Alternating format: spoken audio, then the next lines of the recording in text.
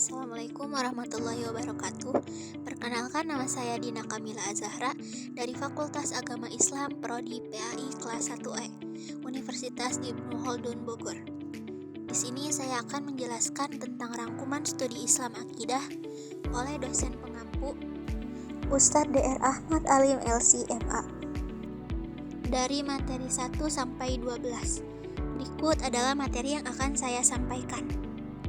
Yang pertama ada akidah dan prinsip dasar Islam syahadatain. Yang kedua ada Islam sebagai agama wahyu. Yang ketiga ada perkara yang membatalkan dan merusak akidah. Yang keempat ada izatul Islam wal muslimin. Yang kelima ada wasatiyah dalam akidah. Yang keenam ada aliran pemikiran dalam akidah. Ketujuh ada liberalisasi akidah dan syariah. Kelapan ada mengikuti dan meneladani Rasulullah SAW. 9 ada wala dan bara. 10 mewaspadai aliran sesat. 11 hari kiamat dan kehidupan akhirat. Dan terakhir 12 integrasi akidah dan dakwah. Materi pertama ada akidah dan prinsip dasar Islam sebagai syahadatain. Pentingnya akidah dalam kehidupan. Sebagai pondasi hidup, akidah adalah pondasi utama. Jika akidah kuat, maka kehidupan seseorang akan kokoh. Jika lemah, hidupnya akan rapuh. Lalu sebagai solusi krisis makna, di zaman modern banyak orang, terutama generasi muda, mengalami krisis makna karena terlalu bersandar pada teknologi dan materi. Akidah hadir untuk memberikan ketenangan dan optimisme agar tidak mudah putus asa. Lalu yang terakhir ada sandaran yang abadi. Manusia seringkali bersandar pada jabatan harta atau fisik yang semuanya bersifat fana sementara. Hanya akidah dan iman kepada Allah yang merupakan sandaran yang kekal. Lalu ada makna akidah secara bahasa dan istilah. Secara bahasa atau etimologi berasal dari kata al-aqdu yang berarti ikatan yang kuat, serta al-ihkam yang berarti kokoh. Lalu secara istilah, keyakinan, totalitas tanpa keraguan sedikit pun kepada Allah, malaikat, kitab-kitab, rasul, hari akhir, serta qada dan qadar. Selanjutnya ada syarat sah syahadat. Yang pertama ada al-ilmu, berilmu. Yang kedua al-yakin, yakin. Yang ketiga ada al-qabul, menerima. Yang keempat ada al-inqiyad, tunduk. Yang kelima ada al-ashdiku, jujur. Yang keenam ada al-ikhlas, ikhlas. Yang ketujuh ada al-mahabbah, cinta. Lalu materi kedua ada Islam sebagai agama wahyu. Makna Islam secara mendalam. Islam berasal dari kata aslama yang berarti berserah diri, tunduk, patuh, dan tidak membangkang terhadap aturan Allah. Identitas seorang muslim seharusnya membawa kedamaian, rahmatan lil alamin, dan tidak membuat kegaduhan atau onar. Karakteristik utama ajaran Islam. Yang pertama ada syumuliyah atau komprehensif, mencakup seluruh aspek kehidupan. Yang kedua ada universal, global, berlaku untuk seluruh umat manusia dimanapun berada, cocok dengan fitrah kemanusiaan. Yang ketiga ada ilahiyah, rabbaniyah, bersumber langsung dari wahyu Allah, sehingga kebenarannya bersifat mutlak. Lalu ada insaniyah, kemanusiaan, sangat sejalan dengan fitrah manusia yang condong pada kebaikan dan menolak kejahatan. Lalu ada waqi'iyah, realistis, ajaran Islam dapat diamalkan dalam kehidupan nyata dan memberikan solusi praktis. Lalu ada wasatiyah, pertengahan. Islam adalah agama yang moderat, tidak ekstrim kanan, berlebihan dalam agama, dan tidak ekstrim kiri, mengabaikan agama atau liberal. Materi yang ketiga ada perkara yang membatalkan dan merusak akidah. Pengertian. Akidah atau keimanan adalah ikatan janji suci antara manusia dengan Allah Subhanahu wa Ta'ala yang sudah ada sejak alam rahim. Pembatalan akidah adalah hal-hal yang dapat menyebabkan seseorang keluar dari Islam atau murtad, atau menyebabkan seluruh amal ibadahnya menjadi sia-sia. Yang dapat membatalkan akidah. Yang pertama ada ar-ridah, murtad. Murtad adalah keluarnya seseorang dari agama Islam. Tindakan ini dapat terjadi melalui 3 cara, ya. Yang pertama ada keyakinan, niat. Yang kedua ada ucapan lisan. Yang ketiga ada perbuatan. Lalu yang kedua ada syirik atau menyekutukan Allah. Syirik dianggap sebagai dosa paling besar yang dapat membatalkan seluruh amal. Syirik dibagi menjadi 2, yaitu ada syirik akbar, besar, dan syirik asgor, kecil. Contoh syirik akbar besar itu menjadikan tandingan bagi Allah dalam menciptakan atau peribadatan seperti sujud kepada patung, memberikan sesaji kepada makhluk gaib. Lalu ada syirik asgor kecil itu seperti ria, pamer, atau ujub, bangga diri atas amal. Lalu yang ketiga, mengaku sebagai nabi atau percaya nabi baru. Yang keempat, menghalalkan yang haram dan mengharamkan yang halal. Yang kelima, praktik sihir, ramalan, dan perdukunan. Yang keenam, paham-paham modern yang merusak atau ghazwul fikri. Terdapat ancaman perang pemikiran yang dapat merusak akidah seperti paham ateisme, tidak percaya Tuhan, komunisme, dan liberalisme yang mencampur adukan ajaran agama. Lalu materi keempat ada Izzatul Islam wal Muslimin. Pengertian. Secara bahasa, kata izzah seakan dengan al-aziz yang berarti keagungan, kejayaan, kemuliaan, dan keluhuran. Secara istilah, izzah adalah kondisi di mana seorang muslim memiliki harga diri yang tinggi dan tidak rendah atau hina di hadapan makhluk lain. Lawan katanya, lawan dari izzah adalah kehinaan, dosa, dan maksiat adalah hal utama yang dapat meruntuhkan izzah seseorang. Pilar utama kejayaan, izzah. Yang pertama ada akhlak dan moralitas. Kejayaan suatu bangsa atau individu ditentukan oleh perilakunya. Lalu yang kedua ada tauhid. Kemuliaan sejati hanya bisa diraih dengan menyembah Allah yang Maha Esa. Yang ketiga ada ilmu pengetahuan. Yang keempat ada amal soleh. Keistimewaan Nabi Muhammad SAW sebagai bentuk izzah. Dalam syariat Islam, Allah memberikan 5 keistimewaan kepada Nabi Muhammad yang juga menjadi sumber izzah bagi umatnya. Yang pertama, wibawa yang besar. Kedua, kesucian bumi. Ketiga, ghanimah, rampasan perang. Yang keempat, syafatul uzma. Nabi diberikan izin oleh Allah untuk memberikan syafaat agung di padang mahsyar. Yang kelima ada dakwah global. Selanjutnya materi kelima ada wasatiyah dalam akidah. Pengertian. Makna bahasa berasal dari kata wasat yang berarti tengah, adil, pilihan terbaik, dan seimbang. Umat dan wasaton, sebutan dari Allah dalam Al-Baqarah ayat 143. Bagi umat Islam sebagai umat pertengahan yang menjadi saksi bagi seluruh manusia. Ciri-ciri sikap wasatiyah. Yang pertama, tawasud atau tawazun, senantiasa bersikap moderat, tengah, dan seimbang. Yang kedua ada islah-siyah, memiliki semangat melakukan perbaikan. Yang ketiga ada aulawiyah, memprioritaskan hal-hal yang terbaik dan paling utama. Lalu ada manfaat sikap wasatiyah. Yang pertama, himayatud din, menjaga agama, melindungi agama dari penyimpangan. Yang kedua ada himayatul ummah, menjaga umat, menjaga persatuan, ukhuwah, akidah, dan akhlak umat agar tetap solid. Yang ketiga ada himayatul daulah, menjaga negara. Lalu materi yang keenam ada aliran pemikiran dalam akidah. Fondasi Ahlussunnah wal Jamaah atau aswaja.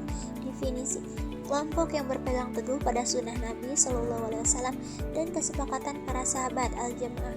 Hadis 73 golongan menegaskan aswaja sebagai kelompok yang selamat dari firqatun najiyah. 3 pilar mazhab akidah yaitu ahlul asar, pendekatan tekstual. Yang kedua ada asyariyah, keseimbangan wahyu dan logika. Yang ketiga ada maturidiyah, pendekatan rasional dan teologis. Prinsip utama moderat, wasatiyah, tidak ekstrem kanan liberal maupun ekstrem kiri radikal. Mengenal firqah dan bahaya paham menyimpang. Kelompok waris, karakternya takfiri, mudah mengkafirkan, ekstremis, dan pemberontak. Bahayanya merusak stabilitas sosial dan melegitimasi kekerasan. Kelompok Syiah, karakternya pengkultusan Ali bin Abi Thalib dan keturunannya imamah. Penyimpangannya mencela para sahabat Nabi dan ajaran nikah mut'ah. Lalu ada Mu'tazilah dan lainnya, rasionalisme berlebihan yang menafikan sifat-sifat Allah atau terlalu fatalistik, Jabariyah. Akidah dalam konteks kontemporer. Ormas firqah, ormas besar di Indonesia itu ada NU, Muhammadiyah, Persis, dan lain-lain. Adalah wadah dakwah, bukan firqah baru. Semuanya berakar pada aswaja. Lalu pendekatan rasional akli, pentingnya logika dalam membendung paham ateisme dan materialisme di era modern. Kesimpulan utamanya, menjaga kemurnian akidah adalah kunci keselamatan, waspada terhadap paham takfiri yang memecah belah bangsa, dan mengedepankan tazkiyatun nafs, pembersihan jiwa dan akhlak mulia dalam beragama. Lalu materi yang ketujuh ada liberalisasi akidah dan syariah. Pengertian liberalisme adalah sistem pemikiran yang menekankan pada kebebasan individu dan pembebasan akal budi dari doktrin ajaran agama yang dianggap mengekang. Akar sejarahnya muncul di Barat sebagai respon terhadap kesenjangan antara agama, pihak gereja, dan sains, yang kemudian memicu gerakan pencerahan dan revolusi ilmiah. Fenomena liberalisasi Islam di Indonesia. Penyebaran pemikiran liberal diadopsi oleh sarjana yang belajar di Barat dan dibawa ke Indonesia melalui jaringan seperti Jaringan Islam Liberal (JIL) pada tahun 2000-an. Isu sensitif yang diusung menggugat teks agama yang sudah baku, misal hukum waris dan poligami, wacana pernikahan beda agama, dan legalisasi kelompok minoritas seperti LGBT. Lalu sinkretisme dalam ibadah seperti pencampuran salam antar agama. Lalu materi ke-8 ada mengikuti dan meladani Rasulullah SAW. Dasar keteladanan Rasulullah SAW. Makna syahadat, mengakui Nabi Muhammad sebagai utusan Allah bukan sekedar lisan, tetapi harus diwujudkan dalam amal nyata di kehidupan sehari-hari. Kewajiban taat, ketaatan kepada Allah tidak akan sempurna tanpa ketaatan kepada Rasulullah. Surat An-Nisa ayat 80. Prinsip meneladani Nabi dalam kehidupan. Membenarkan sabda Nabi, meyakini bahwa setiap ucapan Nabi adalah wahyu. Lalu menjauhi larangan dan ibadah sesuai sunnah, melaksanakan ibadah seperti sholat. Cara mengenal Nabi. Yang pertama, penerapan di segala lini. Keteladanan mencakup cara berpakaian, makan, dan membaca bismillah. Mencontoh para sahabat. Lalu pentingnya belajar sirah, mengenal kepribadian Nabi melalui kajian kitab. Lalu materi ke-9 ada wala dan bara. Definisi al-wala dan al-bara. Al-wala, loyalitas, dan al-bara, berlepas diri, adalah indikator utama kesempurnaan iman seseorang.